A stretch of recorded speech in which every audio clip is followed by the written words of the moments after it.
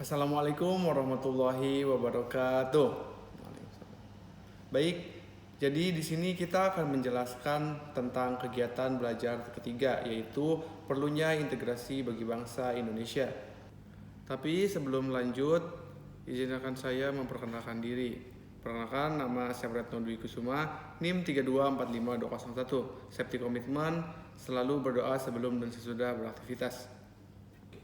Izin perkenalan diri, nama mahasiswa Muklas Kusudin, NIM 3245332. Safety komitmen, tidak masukkan tangan ke dalam saku saat berjalan. Oke, baik, masuk kepada bagian yang pertama, yaitu mengapa perlu integrasi nasional. Kenapa sih kita perlu integrasi nasional? Untuk itu yang pertama yaitu mempertahankan persatuan dan kesatuan. Yang kedua, menguatkan identitas nasional. Yang ketiga, mendorong pembangunan berkelanjutan integrasi. Dan yang keempat yaitu mengatasi ancaman disintegrasi tanpa integrasi. Perbedaan dapat menjadi pemicu konflik horizontal atau separatisme. Baik, pada materi selanjutnya yaitu pengertian integrasi nasional. Pada pengertian ini saya mengambil contoh dari dua ahli.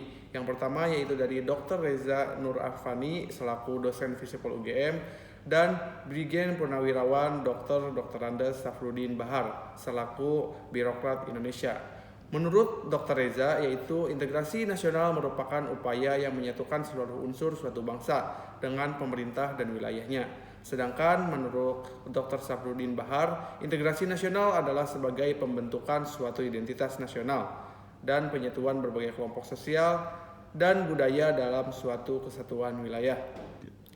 Baik, pada bagian selanjutnya kita akan membahas tentang sumber historis, sosiologis, dan politis dari integrasi nasional. Pada kesempatan ini dimulai dengan integrasi politik. Integrasi politik dibagi menjadi dua dimensi. Yang pertama yaitu dimensi vertikal dan dimensi horizontal. Dimensi vertikal adalah dimensi yang bersifat vertikal, menyangkut hubungan elit dan massa, seperti pemerintah dengan masyarakat. Sedangkan dimensi horizontal adalah dimensi yang menyangkut hubungan yang berkaitan dengan masalah teritorial, antar daerah, antar suku, dan umat beragama seluruh masyarakat Indonesia. Contohnya di sini kita bisa melihat ada seorang pegawai yang sedang menyelenggarakan program pemerintah untuk menjaminan kecelakaan kerja dan kematian pada tahun 2022. Baik, selanjutnya saya akan menjelaskan tentang sumber historis, sosiologis, dan politis dari integrasi nasional. Integrasi ekonomi. Integrasi ekonomi berarti terjadinya saling ketergantungan antara daerah dalam upaya memenuhi kebutuhan hidup rakyat. Artinya saling ketergantungan menjadikan wilayah dan orang-orang dari berbagai latar belakang akan mengadakan kerjasama yang saling menguntungkan dan sinergis. Contohnya yaitu Opening Ceremony of 54 ASEAN Economic Ministers or EIM 2022. Ya, yang selanjutnya yaitu integrasi sosial budaya. Integrasi ini merupakan proses penyesuaian unsur-unsur yang berbeda dalam masyarakat sehingga menjadi satu kesatuan. Unsur-unsur tersebut meliputi yang pertama ras, yang kedua golongan, yang ketiga kelompok, yang keempat agama, dan yang kelima suku. Contohnya yaitu saat Karnaval Hari Kemerdekaan Republik Indonesia ke-79 tahun 2024. Dalam karnaval tersebut diikuti oleh berbagai peserta dari berbagai golongan, agama, kelompok, ras, dan suku. Next, ke integrasi wilayah.